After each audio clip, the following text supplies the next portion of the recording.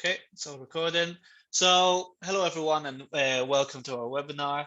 As we discussed it before already, it's if you live up north, it was snowing this morning.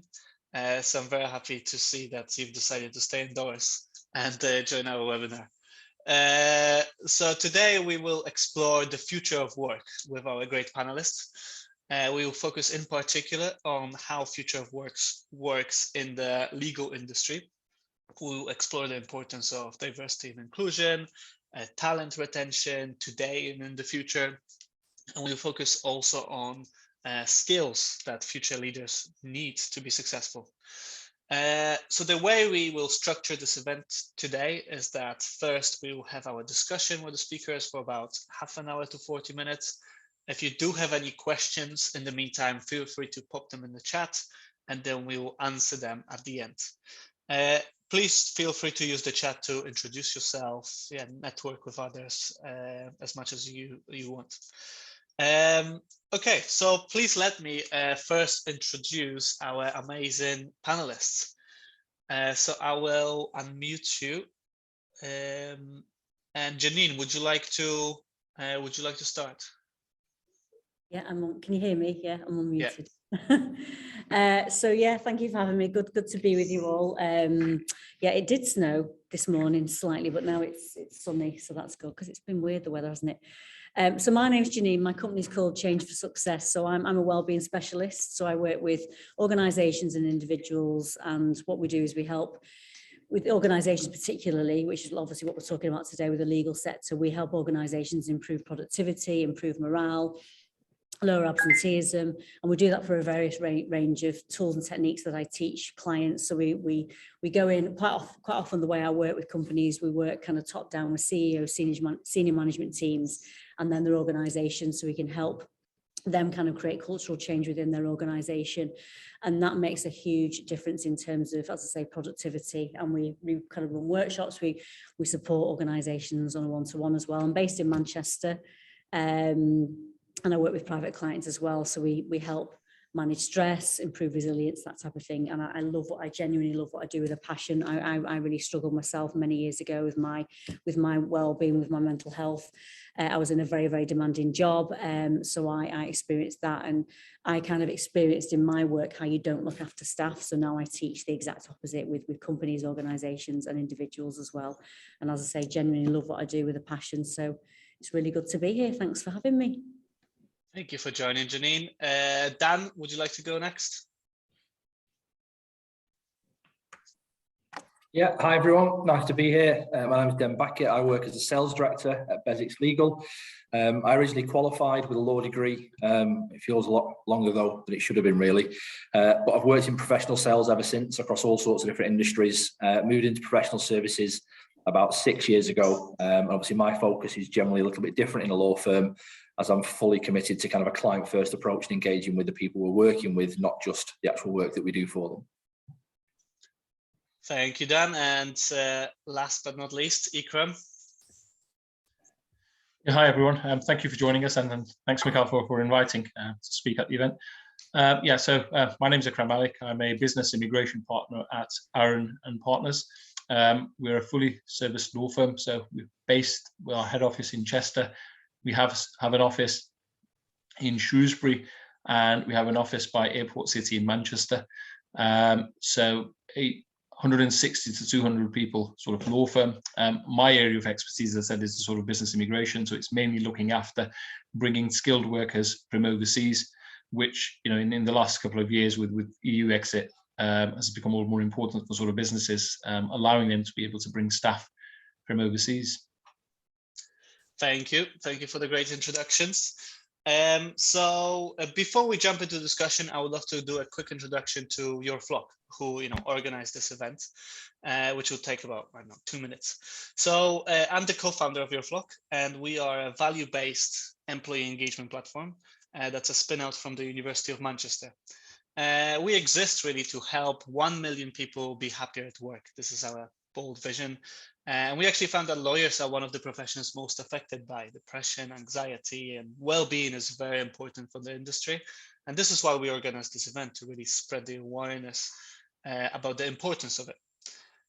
So I thought I could quickly show you what we do over a quick presentation, which is literally 2 slides. And effectively, your flock helps law firms to raise engagement and employee retention. And the way to do it, the way we do it is by collecting 1-minute feedback from employees every fortnight. And on the back of that feedback, we provide managers of teams with 1-pager reports that literally spoon feed them with action plans on who to catch up with and what to explore to make sure that people are happy, productive, and don't leave. Like, for example, in here, Joshua, we know that he's customer driven. If you share some customer feedback with him over the next week, they'll have a significant impact on his productivity. On top of that, we also share much more data around team dynamics, around people's strengths, differences. I won't get into the details of this, but effectively helps you to have more personalized approach in your team management. And we are super excited to announce that actually all companies who use us for 6 months or longer have got better employee retention than the industry average. Here's an example. IMD solicitors, we saved them around £100,000 just by minimizing employee churn in 6 months. And it's all with minimal time commitment of about 1 minute every 2 weeks. So that's us. Let's get back to the panel discussion.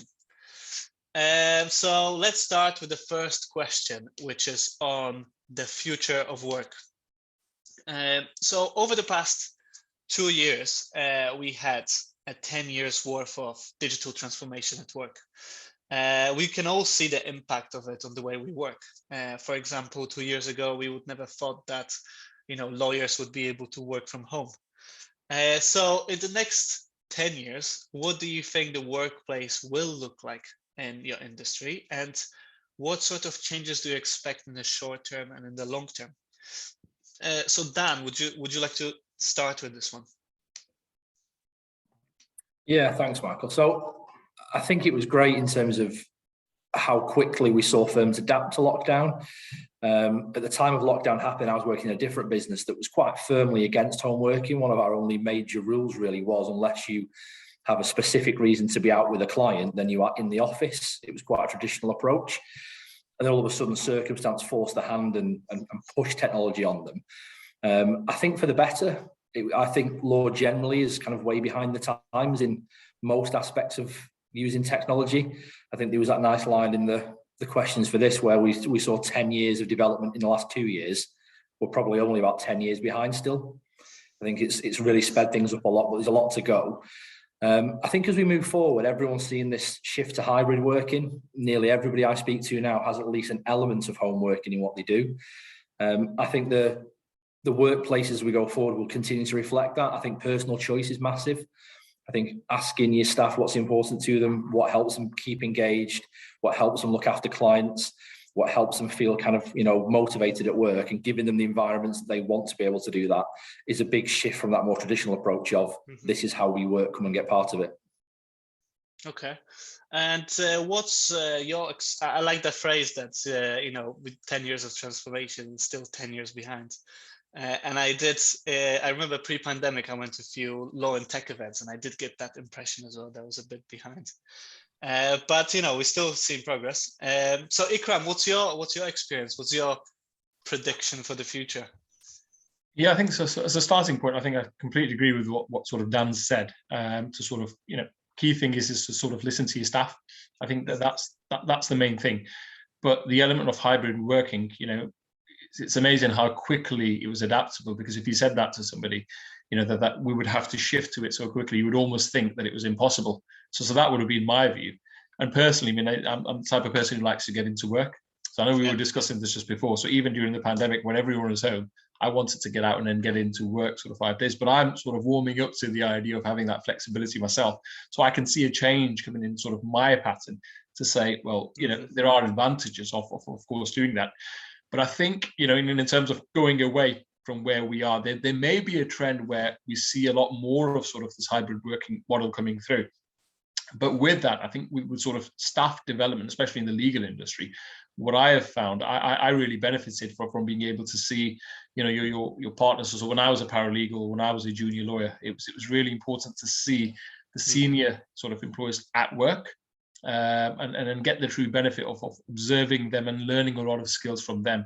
So I think there may be a case where we see this trend coming up, but I think it may shift towards a bit more towards getting back in the office if we see a trend in sort of that training lacking, or perhaps that training can now be provided remotely. So it's one of the challenges really. Then how do you sort of balance that off? And I think away from just the pandemic sort of point, I think the transformation that we're really sort of seeing coming in sort of the digital side of it is the artificial intelligence sort of work coming in. Yeah. I think that's making a sort of a key difference.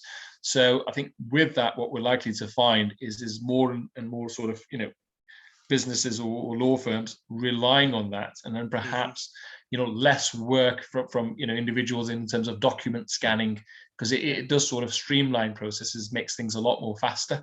But where you've got certain niche areas, so my area of practice, it's not just because I do it, there is that human element that's sort of required. So I think where you are with sort of large commercial documents, I think there's going to be a big part where artificial sort of intelligence is going to kick in and then sort of see a real shift towards that. And I think that's where we are still, that those 10 years behind is a quick catch up done with that really.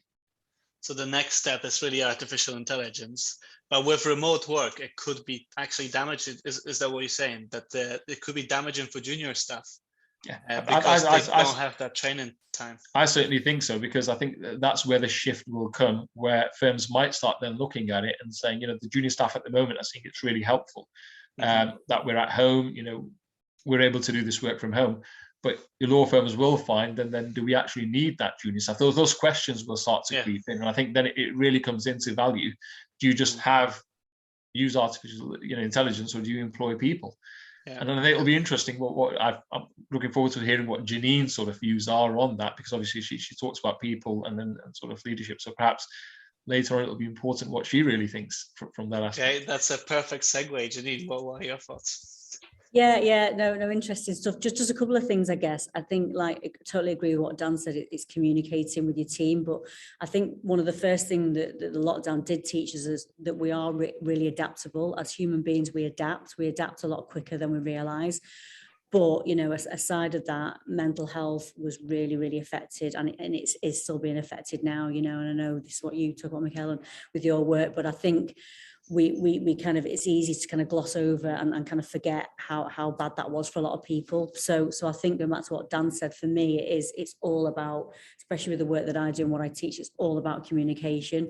And if you're not communicating properly with your staff, kind of, management top down, because we're all different, we're all individual, we're all unique. Some people might, like you say there, it can prefer being at work, prefer being in that space, but there is very much this talk of hybrid working, but it is all around individual needs, I think, what people actually want, but also what they're capable of. Some people really a lot more capable at working from home, and they're a lot more, efficient and that type of thing, but some people prefer obviously being in the workplace. So I think it goes back to what Dan said initially, that communication, which is really, really important. A lot of times companies have that lip service, we communicate with our staff, and really they don't. So it's about genuine cultural communication with your employees, and that a lot of that is around management training and managers being trained sufficiently enough, I think. So it's really interesting. Yeah, I think it's, the way we communicate in the remote environment needs to evolve as well. It's not the same, as back in the office. Okay, so interesting. Let's go on. Just wanted to add something there. I think that was quite interesting. I think one of the challenges I found, or still find when I'm working from home, is that cutoff point. I don't tend to have a cutoff point when I'm working from home, whereas when I'm out of the office, I come home, I'm more easily sort of able to cut off and not look at the phone. But working from home, because there are possibly a few more breaks that I sort of tend to take in during the day where I need to. So it's not strictly your hours. It never is as a lawyer. But, I got used to sort of responding to emails at 11 o'clock at night. There was just no cutoff point from doing that. And I think that's a key part where I think communication needs to come into certain levels of staff to say it's important to have a cutoff point, because then your clients will, sort of get used to response levels coming at a particular time as well. So I think that's a really important sort of thing to sort of bring into for business culture within your firm, to say yes, you're working from home, but it doesn't mean that we then become a 24-hour business. Yeah, it's really important because this need for instant gratification, this need for instantaneous. Did you need to respond to an email like in 5 seconds 10 years ago? No, you get back to it when you could, you know. So there's this, we really got to have this balance. And as you say, if you're, like I say, that's why mental health and stress levels did go up so much during the pandemic, and they're just due to go up more because it's so much easier just to pile so much more work on yourself when you're at home because you're just there 24/7. And sometimes people were working in the corner of the living room. They weren't even having their own space. We're all lucky enough probably to have our own office space, and not everyone has that. So we really got to be very, very careful. And, you know, that is really going to impact people's mental health, definitely. So what about you, Dan? I know that you work in sales, you know, not responding to clients straight away at 11 p.m. when they email you might be challenging, right? So how do you deal with that? Do you see any people getting burnt out perhaps because of, you know, this 24/7 workload? Yeah, I've definitely seen people I've worked with, I think, believe that you have to respond to everything immediately. I actually think culturally, I think lawyers are pretty bad for that. I think they believe they have to be kind of instantly accessible to clients all the time. And I think as we've shifted into home working more and technology's obviously improved, we're always connected and it's harder to give yourself that line and make a break. From a sales side within law, I often argue the other way, which is that if I'm reaching out to a team of expert professionals, I don't really expect them to be free instantly to speak to me. They should be doing other stuff, and I expect to wait to speak to the right people. And very often I'll get people who come to me, Dan, I've got an urgent inquiry, I need somebody to get on this for me right away. And I do a lot of work helping people understand, is it actually urgent, is it important, or is it just the thing you're thinking about right now? Can we just do it tomorrow in the working day? And I think, to Janine's point, I think there was a lot of opportunity to work with the leaders within the businesses to help them understand how you got your teams comfortable. I had people working with me that actually preferred, like Ikram's thing of, well, I'm going to be on and off during the day all the time. And if that means that I do drop an email out at 11 o'clock because that's when a client wants to speak to me, or when a colleague I know is open to working with me, that's fine. I had other colleagues that it worked for them that at home, they basically treated it like they were in the office. They closed the door, they worked their hours, and then they opened the door and they were back in the house. I think being conscious of how your colleagues and your clients wanted to work and making that fit with how you wanted to work was really important. Yeah, I totally agree. I think, you know, what it can lead to is burnout, and that's what none of the companies want. And I think maybe it comes with, you know, education of the leadership of businesses if we want to change their culture, to show the negative effects of burnout. If somebody burns out, they'll be less productive. They can potentially leave. So by forcing people to, you know, answer at 11 p.m., that can actually have a negative impact on your entire business. Yeah, I agree. I think people, I found during lockdown, I'd be keen to see what you guys thought. I think people generally found a better natural balance. I was conscious of days where, because there was no commute anymore, I think it was my wife that commented, she's like, you don't even let your hair get dry from the shower, and you're on your laptop because you're just literally downstairs and you're working straight away, and you're always in the office. And I think it really quickly tripped over from working at home to living at work for a lot of people. There was no separation. So I think keeping that focus and that balance is really key. Yeah. But I was just going to add, I think the culture of the firm, so I mean, very much at Aaron's, we don't have that culture where you're expected to respond to emails outside of hours. It's very much about, you know, doing the work. But I think as sort of habits that we pick up as individuals, or, you know, certain individuals will have that. So that was the case with myself, where I found that even though it's not the culture of the firm, but I still, you know, almost thought, yeah, let me respond to this query so I don't have to respond to it tomorrow morning. I've got my phone, I've got my laptop there. So on a working day, even when I'm sat down in the living room, my laptop is sometimes right next to me, and I'm just like, yeah, I'll just deal with this so I don't have to deal with this tomorrow morning. And then that's the sort of habit that sort of creeps in some lifestyle, even though your firm's culture may very well be, don't do this. As an individual, I'll still end up doing it. Yeah, but it's even just the smallest of like bits of tips of advice, you know, obviously when you finish work, just go out the door and come back, like someone just said in the comments there. But, you know, actually like turn all your notifications off. Do you need to be checking emails? If you turn your notifications off by a certain time, and then you've got them on again the next morning because you've had your to-do list at the end of the day, and that just psychologically switches your brain off at that finished time. And just even by turning notifications off for social media, for LinkedIn, for emails, and then turning them back on first thing in the morning. Simple things like that can make a huge change. Otherwise, we're just not getting out of the habit of going straight into the thing whenever someone needs us, Yeah, I think Ikram's point is bang on in terms of, I think with everybody all of a sudden automatically becoming more dispersed and working in home office as opposed to being together, that notion of the company culture was instantly diluted because you weren't together as a group. And I think there was a great point you made that I'm sure we'll cover more about the value of the kind of experience share and the knowledge share of being together in the office. But I think culturally, all of a sudden you had everybody doing what suited them. And that didn't always mean they think about, well, how does that impact on others? And there's that great phrase around kind of tolerance is acceptance. And if I had a colleague email me at 11, by emailing back, I was almost saying to them, yeah, it's fine, you can do this and I'll keep doing that. And it was a really difficult thing to walk in terms of making sure you were supporting people in how best suited them. Because I had colleagues that were at home in a house with loads of small kids and it was crackers and they couldn't really get work done during the day. So they were kind of switched off during the day and then their evening periods when they were at their most productive. And they might need a bit of engagement and support, but that wasn't always the best for the wider team. So it was trying to kind of pair people up and work in a way that got the best out of everybody. Yeah, I think that's one of the challenges, isn't it, to find out how unique each one of your team members is and how to adapt your management style to each one of them. Yeah. And whether it's that, somebody's got a kid and they will have the day interactive like Ikram, congrats. Or whether it's, values like we do with your flock. Some people are motivated by different things. You need to communicate and motivate with them differently. And, I think, businesses, especially in this new evolving environment, need more and more support to do that. And I have to say, Mikhail, I blame Adam. Adam Haynes, so I blame him. Because he has the tendency of sending all emails around sort of 10 to sort of half 11 at night. So it's mostly his emails that I'm responding to. So I blame Adam for getting me involved in this habit as well. We are recording the event, so we will send it to Adam and I'll point him to this. Okay, let's explore another question. So, research shows that 85% of law firms in the UK are looking now to recruit in 2022, and top 50 law firms are increasing their salary budgets. So how can smaller practices compete in this war for talent? Is there any other benefits that lawyers would really appreciate, and what would make really lawyers to go to smaller practices with this situation?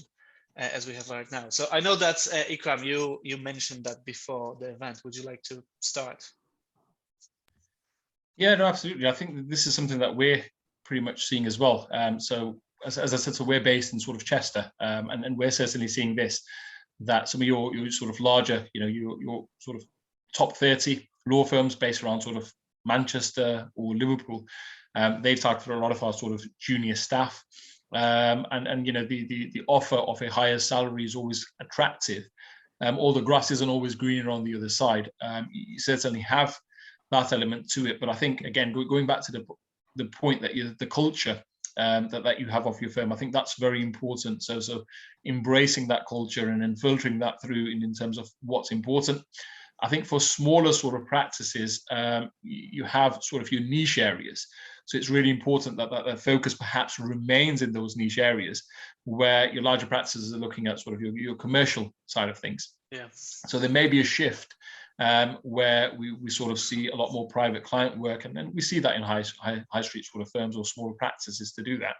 It's hard for them to sort of compete with it. So it really is, making sure that sort of progress happens. But I think one of the key points, I think as all sort of lawyers as we are, I'm not sure that we are. I don't agree that we may be best managers. So what we sort of tend to have is you get promotions because of great billing or other sort of things rather than being good leaders. So I think for those practices that are there, perhaps having a good leader sometimes, and we see this in a lot of polls on LinkedIn and other areas, why do people leave their jobs? And a lot of them will say it's because of not having the right leaders. So I think a lot of investment in at the top management, top level there might be the key to sort of retain that staff, be able to maintain it, because I think at your top firms, there is perhaps that tendency that the focus isn't there as much as it can be in a smaller practice. Mm-hmm. Yeah, I think some great points. I think we echo some of those points as well at your vlog. But I think that's a nice segue to Janine. So Janine, you're a people's person. Ikram mentioned, the importance of management and leadership in companies. What's your experience? Yeah, so following on from that, I think, communication from leaders top down is really, really important. I'm talking even from my past background when I used to work in an organization where we were completely micromanaged, and, the absenteeism rate there and the amount of staff that were just dropping off, and really, really good, staff that were going elsewhere, and it was all due to poor management. And what I experienced and what I see now and what I kind of teach in the work that I deliver is, as you rightly said, Ikram, a lot of times people will go up to kind of management, but they're not trained in managing staff. They're not trained in communication skills. They're not trained in leadership. They're not trained in how to look after well-being and mental health. All these type of areas are all completely, overlap. So I think there is a lack of training, and that doesn't even need to cost a lot of money. It's just training around, a bit like Michael, you were showing at the start with the work that you do, just to check in once a week, and just to show these are the areas that we need to work on. These are the areas that staff are such and such. Jack Jones, he's proficient in that, but we need to support him in that area. And it can be just small tweaks, just small management training around how to communicate with staff, I think is so crucial and so important. And so many organizations just don't receive the training. They might receive some in-house training, which is really, really basic. And I think once you bring in some external training to improve that, it makes a huge difference, because I'm seeing that a lot of the time with the work that I've done in the past and the work that I currently do. Definitely, it all goes down to training, I think, and just not lip service, but decent training, and that the amount that you invest, the return on investment is huge, I think, definitely. So, Dan, what's your experience in that space? Do you think that's the next step for lawyers to take more management training and invest more in that space? What's your experience so far? Yeah, definitely. And I think it's interesting for me. So I've spent probably half my career in kind of traditional corporate environments working within sales, and probably about half now within professional services. And I think it's interesting in sales and law. I think to Ikram's point, there's a natural trait where basically longevity and high performance in role tends to go hand in hand with being promoted. You end up being a leader of people. And I think it's really important. It's something I was trained a long time ago on separating what leadership and management mean. And I think the simplest way it was put across to me is that anyone can be appointed a manager, whereas leaders are always chosen from below. You can't make somebody a leader. The team will choose who they want to follow because they're setting the best example or they've got the best engagement. So on that point where we've got now, and I'm really interested, it was only 85% of firms looking to hire this year. I'm pretty sure every firm will be looking to do it. But as everyone's kind of moved to more hybrid working and culture's got diluted and kind of identity in business has got diluted, it's much easier for a firm to pinch a member of staff for a few £1,000s more. And that's where I think having that high quality engagement around your colleagues to make sure they feel that they have a progression path, that they feel valued, that they're enjoying what they're doing, they've got the right type of interaction with their colleagues, that starts to distinguish yourself much more so than an extra £5,000 or £10,000 a year. I think, again, within sales, I've always been really output focused in my own role in the teams that I've built and managed. I genuinely have never cared less where they are, what hours they work, what suits them, as long as the outputs for the role are satisfactory and they're enjoying what they're doing. And I think that's coming through into law more now. So I think having a bit more focus, and actually, we don't really care where you sat, how often you sat, as long as the work's being done to a good standard, you're enjoying what you're doing, you feel engaged in value, we've got a clear progression path for you, and we're supporting you. I think that's where you can start to fight against everybody who's pitching on salary at the moment. I think that will top out, because there's only so much money you can take to sit in your kitchen being miserable. Okay. Yeah, that's very interesting, and definitely, we at the York Vlog definitely agree with it and see it as well. Actually, to add to your point, Ikram, 57% of people who leave their jobs admit that the top reason is their line manager rather than anything else. So that's one of the top reasons. And it seems to me that, that's a quick win to sort of help to combat that, employee turnover challenge. So just wanted to add from what both Janine and then sort of Dan have said. I think if you're happy at work, if that investment has come in and you've got a clear path in front of you, you may not even, why would you be looking to sort of move? And unless you're looking to move, then you're likely to be sort of headhunted, and that will happen. But perhaps the numbers that we're talking about although 85% look, I'm sure 100% of firms are looking for it. But you probably got 85 that are more successful with that. But if somebody's happy in a workplace, they may not always leave for a financial benefit. So I think that's the key thing, creating that environment where they have a clear path ahead of them.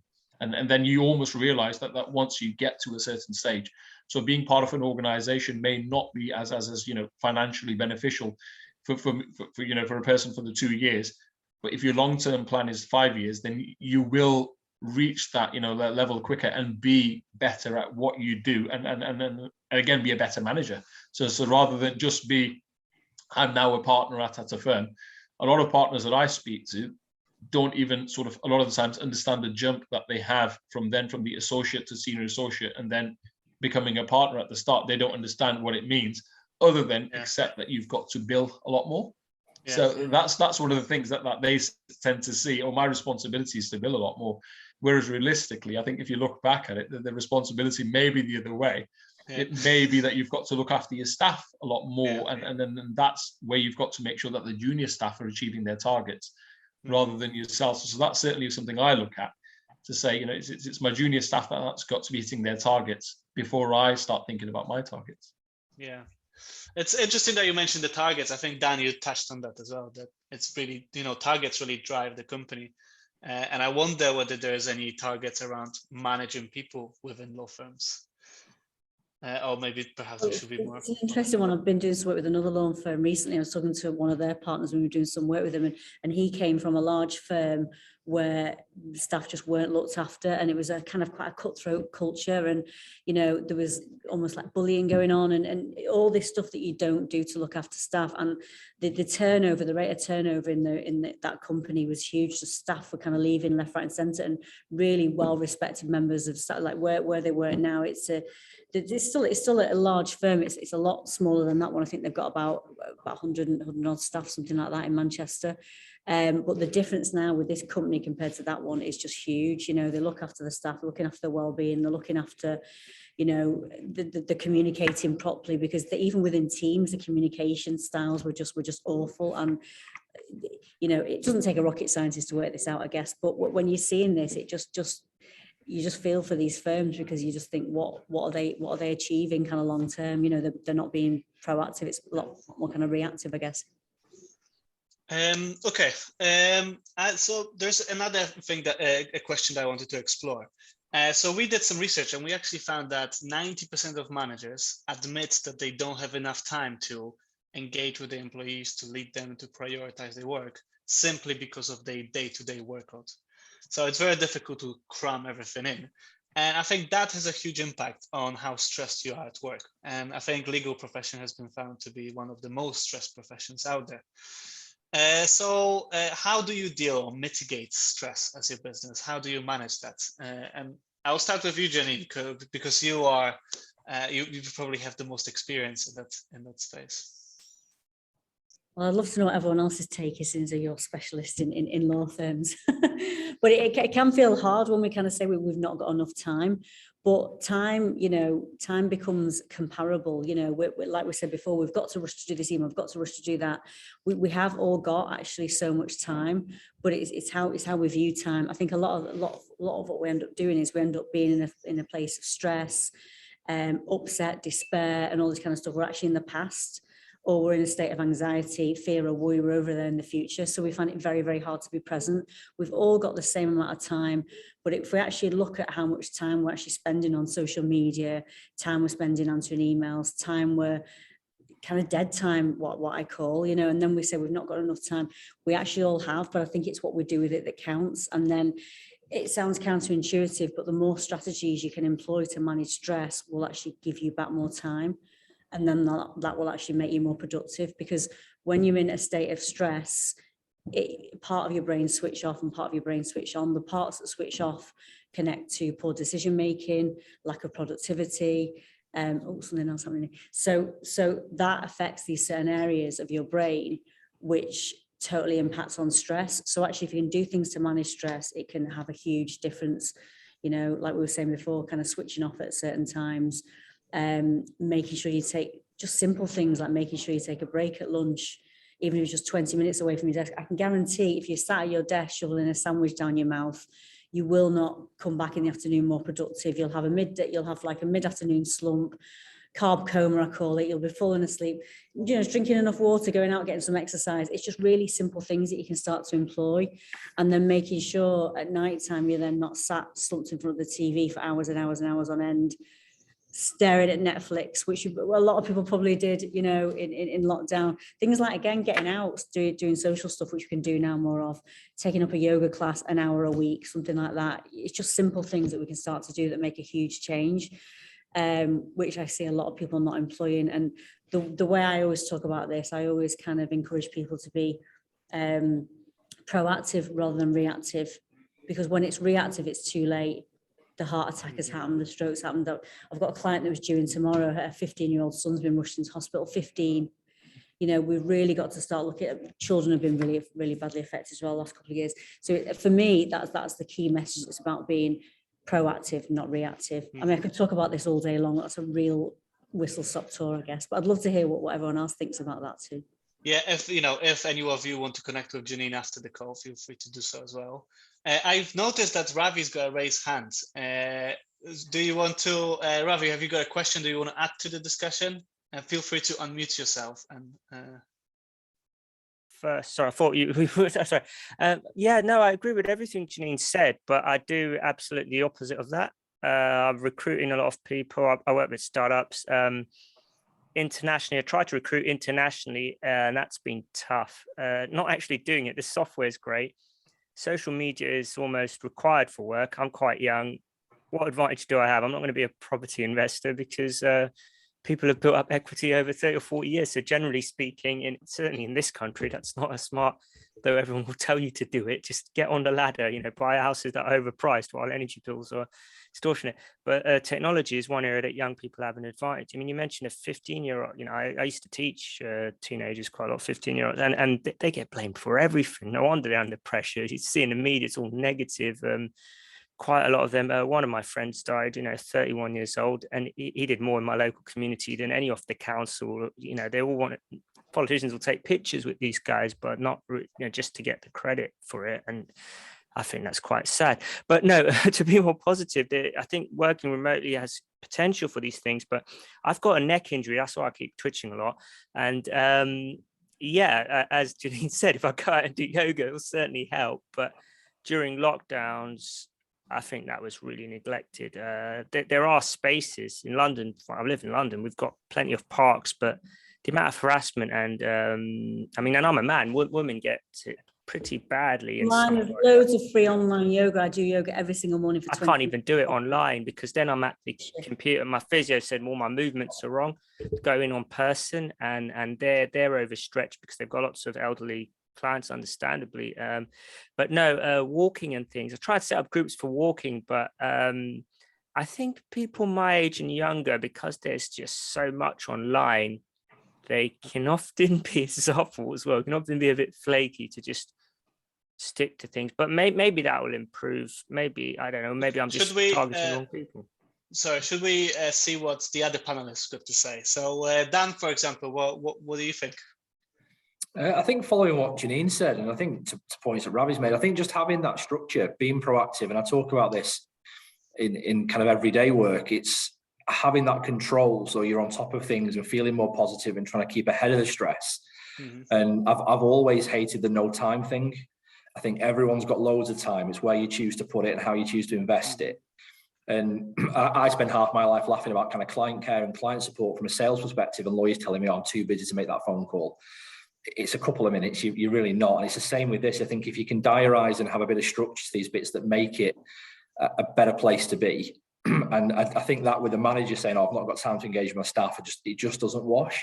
It's literally your job. Your job is literally to be there for these people and kind of engage them and support them. So I think it's about, again, training those people to give them the skill set and the advice of how to do it effectively. I think generally where people are uncomfortable or feel a bit exposed, they'll find an excuse, they'll dodge the issue. And lots of the kind of colleagues I've worked with that will use that excuse, so I'm too busy, I don't have time to do it, is because actually they don't feel particularly comfortable there. They're not sure how to do it effectively and will kind of dodge the issue entirely. Mm-hmm. That's very interesting. And what's your experience, Ikram? Yeah, I completely agree. I think the point that Janine made about being proactive. So I think realistically, I think the biggest myth is somebody saying I haven't got enough time. I've certainly found in going back probably about 2 years, I could turn around and say, oh, I have absolutely no time to do X, Y, and Z.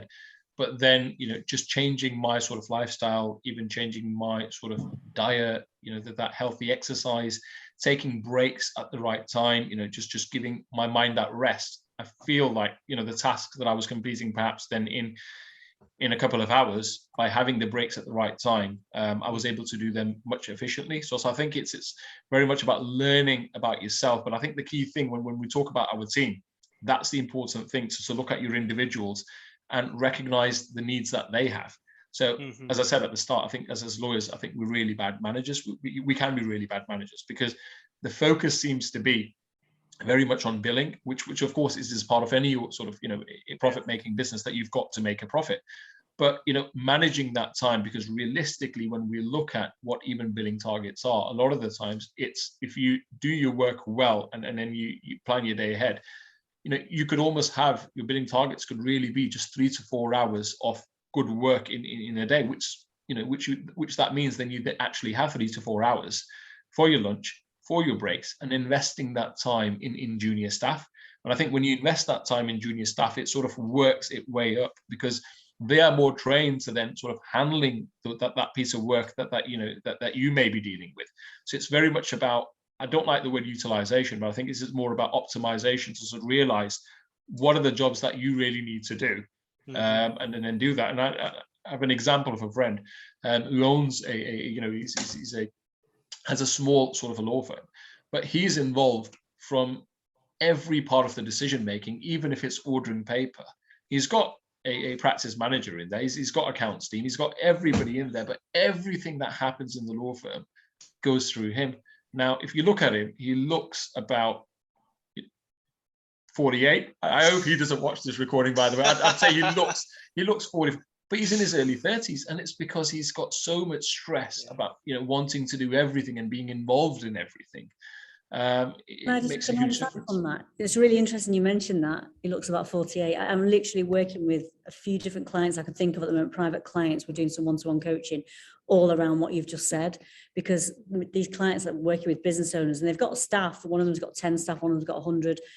One of them, I'm like, you're paying your ops manager all this money. Like, we've had to do work on helping them be more present and let go of these tasks. It just, for me, it all goes back to mindset. It all goes back to what's called beliefs, underlying beliefs that keep us stuck. And that's what that affects. It just affects stress levels. As you say, this guy, what is he, early 30s, looks about 48. That says it all. But actually, he just needs to delegate. And once I've done assertiveness training with some of my clients on this, a client I'm thinking about, we just worked on the last couple of weeks, the difference it's made to her business already and her mental health is huge. It just takes a bit of mindset work. And once we do that, I need to go and work with him. We need to reduce his age. I looked about 10 years older 10 years ago than I do now, because I was in a bad place 10 years ago, and I've been there, I know it feels, but it just pains me when I see people in a situation they don't need to be, I think we often find that delegation, you hear people say, well, I don't think that person is good enough to do that job. So the real question is, you have somebody in place. If you don't think they're good enough, I'm not sure that the problem is with the person that you've employed. The problem lies with you. Either A, why have you employed that person? Or you've employed the wrong person to do that job. So it's not necessarily that the individual might not be the problem. The problem lies in your processes. So why is that person in the job? It should be somebody else. Or if you've employed a person, then you should be looking at what they are good at doing. So I think the key thing with the team goes back to some of the earlier points, is that within a team, we may have people that are great. So you could have a team leader, but they may not be best at sort of, your people management skills, but you may have somebody internal. So it's delegating that task to say, you look after that person, and perhaps your targets aren't billing, but it's looking after the team. And we do have that within our sort of, the team that we are. So I'm part of the employment team, and we have individuals that focus on training and, staff, and then they have that responsibility more than just figures for that particular individual. Once that actually goes up, once that changes, that mindset shift is done, productivity goes up, stress levels go down. honestly, it's huge. Again, I could talk about this all day, but I know we've not got time. It's an interesting point. Thank you for sharing it. By the way, if anyone's got any questions, feel free to pop them in the chat. I'll continue with my questions, but if any of you write it, I'll ask it straight away. Okay, so I think the next good follow-up questions from this is we talked about leadership, and we also talked about the AI taking over, right? Automation of different processes. And we talked about junior staff having sort of less face-to-face time to help with their development. So with that all in mind, and with everything that we discussed, how do we develop the next generation of leaders in this more remote world? And how do we make sure that they, are even better leaders than the leaders that we have today? So Dan, I'll start with you. Yeah, I think we've been kind of discussing that today. I think we've all learned so much during the past few years about what work feels like now, and we're discussing what it might be like in the future, which I do think will be a continuation of kind of roughly where we are now. I don't think there's going to be this massive shift to everybody back in or a massive shift to everybody out. I think in our industry, you need that contact time. You know, the less experienced members of our businesses need to be with the more experienced. Clients want interaction. Clients want to see people still properly. So it's always going to be this blend. I think it's really important we pass this experience on. I think it comes back to Ikram's point around delegation. I think law, again, is quite stuck in this generational thing where the reason that senior body isn't comfortable delegating is because when they were junior, no one trusted them to delegate down to. Yeah. So you do all the work knowing that full well when you'd finished it, and I've been there, even not doing the actual legal work, you do all the work because you've been told to do the work, knowing that at the end of it, your boss is then going to go back through it all again anyway and probably redo it. So you feel like you're wasting your time when you're doing it. You don't feel empowered or trusted because you know your boss is going to redo it at the end anyway. I think we've got to get better, as Janine said, about actually believing in this stuff, backing the right people in the right roles, giving them control and autonomy to do the work. And I think that breeds that next generation of leaders that have felt trusted, engaged, that have got the right access and they're output focused rather than just being told what to do. I think it's carrying that shift on. Mm-hmm. Interesting. Janine, what's your experience? Yeah, just touching on from what we've discussed, actually, I think it all goes back to training and again, mindset, which is kind of what I work with as well. You know, talking about one of my clients I'm just thinking of at the moment, as I say, got 100 staff, he's paying his ops manager all this money. And actually, when we did work with him and we worked on, because, you know, he's a great leader because we've been working with this company. But when we did work on his mindset and kind of change that around, he was able to delegate more. And as a result, guess what? You know, he's spending more. The research shows the more we look after ourselves at work, that positively impacts our personal life as well. We did that work for him. His company is still making money. They're actually making a lot more money now than they were.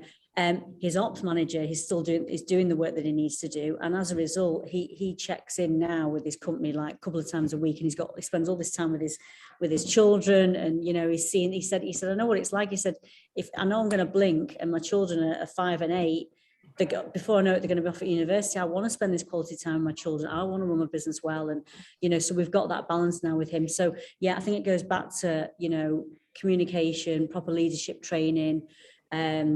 All that's really important, because we can't, I guess some people, they say they're born leaders, aren't they? But we learn as we go, I guess. So I think it's, for me, that's just a really kind of critical case study that kind of links into this, I guess, following from what Ikram said before. Okay, thank you.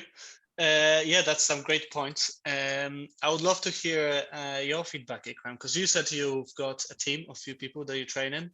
How do you think we develop the next generation of leaders? Yeah, I think just following on from what's been said already, I think the key thing is sometimes realizing and then looking back at and going back to when you were, you know, so say you were the junior staff and the stuff that you went through. So I've found people to say, well, when I was junior staff, this happened, and look, I've turned out okay. So I'm using the same processes, but I think it's sort of identifying actually what were the problems and making sure that training or what was lacking at the time is provided. So it's very much about sort of self-reflection and learning from what you say, your own mistakes. Because if you're going to make the same mistakes that were made whilst you were that junior staff, then what you're relying on really, I think, is luck and then, you know, hoping certain individuals will pull through. But I don't think you're getting the best output from it. So I think it's going back to making sure that training is provided, so what you felt at the time was lacking is something that's now to pass on. And I see that being a problem. I don't think that happens. When you speak to sort of the lawyers, they tend to sort of comment and say, oh, it was like this when I was, 15 years ago, 20 years ago. But we've got to remember, I think Ravi's made that point as well, times have changed. And then, there is that whole thing, as we were discussing about sort of artificial intelligence and other things sort of coming in, you've got to develop with that time. We can't use methods that we used 20 years ago. Yes, we will have our cultures, but those cultures have got to change with the staff that's coming through. And it's important to have that feedback from your junior staff. So it's very important. I think we all have team meetings and say, this is what we need to do. But how often do we ask the junior staff, how do you feel that we can improve this? And if we ask them those questions, do we actually implement them? Or is that just a tick box exercise to say, we've asked the question, we've got this feedback. No, I don't agree with it. That doesn't serve any purpose. You may as well not have asked the question if you're not willing to make that change. That definitely agree with that, and I think some great points across the board. I think we've got 5 minutes left for today. I can see there's one question from the audience from Ravi, and the question goes: do you think legal tech type companies will lead the disruption in the legal industry? So I think that relates to your points that you, Dan, made. Sorry, let me just read it fully. So I guess the question is, do you think that the legal type companies will lead the disruption in the industry, or will the disruption come from anywhere else, or will the disruption come at all? I think I'd like to say I believe that the disruption will come from the law tech firms. I think AI has been mentioned a few times today. It's a great example. There's been a few great businesses pushing AI into law now for a few years, and they're struggling to really get traction because, as we've just been discussing, you're trying to push it into an industry that is really archaic, that is still relying on, well, exactly as Ikram said, well, I didn't do this 20 years ago, so I definitely can't do it now. I worked in a really fast-paced, high-growth business, and even within that environment, I became super frustrated towards the end because it felt like, well, unless you've been a lawyer in this firm for 10 years, then you definitely don't know what a new idea can look and feel like, and you can't move it forward. And I think they become stifled by those environments where it's only the people that have been done it for 10 years that get promoted that are allowed to have the ideas that push it on. So I think the disruption has to come from within the firms. I think it's important people are, developing the tech and are putting the ideas out there. But I think until law gets better at having the right leaders in the right places, not just experienced lawyers being made into managers, you'll really struggle to get people making a difference. Mm-hmm. So it seems like it's the way the industry is set up, and because it's been around for so long, it's very difficult to change unless you inherently change the culture of different businesses. Any other opinions? I see Ikram, you've gone off mute. Sorry, I just wanted to add something, and it's quite interesting how sort of lawyers will sort of sell their service or offer their service is by saying, come to the right professional. Anybody can deal with their part of the work, but make sure you seek advice at the right time. So I think there is that looking into it to say, well, yes, we are great lawyers, but are we great leaders? So why don't we look at bringing in the leaders into within the organization to say, well, you deal with the leadership part and we'll deal with the law part. So it's an interesting thing when we're offering our services, where our advice is make sure that you go to the right person for the right job. Then am I the right person for leadership? This is the question I've got to ask myself before I sort of make that decision. Yeah, I think that's a great point. And obviously I'm a little bit biased, but from a sales perspective, I'm really passionate about generally lawyers haven't been trained how to manage relationships, how to set up meetings, how to question, how to deliver price. That's all I know how to do. So I would never fund my way through a corporate transaction. I would never have a go at settling an employment tribunal. I focus on what I know I have the skills to do. And it was really interesting in the firm that I worked in where early on, somebody pointed out that we had some really experienced employment partners, an area that Ikram will understand, that have been doing what they've been doing for 20 or 30 years. And I was 32 at the time, probably. And I'd hired and fired significantly more people during my career than they'd ever done themselves personally. They'd advise loads of people. but they've never actually been involved in the process of running a full recruitment process, sitting down with somebody and saying yes or no. And I think it's really important law looks at itself in terms of making sure you've got the right skill sets in the right roles to get the best out of everybody. Janine, what are your thoughts? Yeah, just to echo what everyone said, really, and underlying all of this, because like you say, the law companies are very old, and deep down, like we might want to change with the times, but deep down we don't really want to change. It's easier. It takes a lot of effort to, we'll bring leadership training in. We'll do a bit of that with wellbeing. It's just easier just to stay the way we are. But actually, we need to start making change, I guess, step by step. And it doesn't happen overnight. But deep down, we don't really want. It's easy just to stay the same. We don't really like change as human beings. We're creatures of habit. We're there in our comfy little slippers. Well, they're not very comfy. It's just the known. But from a mindset angle, it's a really interesting piece, that whole change management thing, definitely. Okay, I think, go on. Just wanted to make one last point. I think the other thing as well is that whilst, as I said, I mean, as businesses, profits are always important. I think the most important, any element of any business, any organization is the staff. So I think if we look at, and then a lot of that change is, well, we don't need to change anything because our profits have gone this high. But I think the other elements that you need to look at is what's your staff retention like? What are your training programs like? What are your investment in your staff like? So your profits, it's my belief, your profits will automatically, shoot up even a lot more if you invest in these things, rather than just looking at and then becoming stagnant and saying, well, we're constantly increasing our profit. That's what we need to look at. Well, your employees are your biggest asset. If you're looking at your profit, you're taking your eye off the ball. Again, going back to mental health, obviously that's my area of specialism. It costs the UK alone 8 billion a year. 8 billion, and again, it's not rocket science because of the industry I come from. And there was eye-watering amounts of absenteeism. They brought agency staff in at really expensive rates. Staff are off on long-term sick. That would have been costing this organisation multiple millions. Was anything done about it? No, because again, it was very archaic and it was kind of in the dark ages. But it's just, it's about looking after that biggest asset, I guess, and that is really often lost a lot of the time, and that's why I love working with organisations top down to look at the cultural thing, because it's about, look, if we work with you and as a CEO, senior management team, you understand how you work, and then you can start to look after your teams, not just, oh, we've ticked this little box, because that's not going to make a huge change on that, a dent on that 8 billion. So yeah, it's really important, definitely. Okay, I think that's a great way to finish our chat today. I would love to continue the chat for another hour, but we need to be mindful of people's time. Maybe next time over a beer. But yeah, I really like the last point. I think it resonates very well with what we are all about at Your Folk as well, about investing in management and investing in people, because that will pay off long term anyway for the business.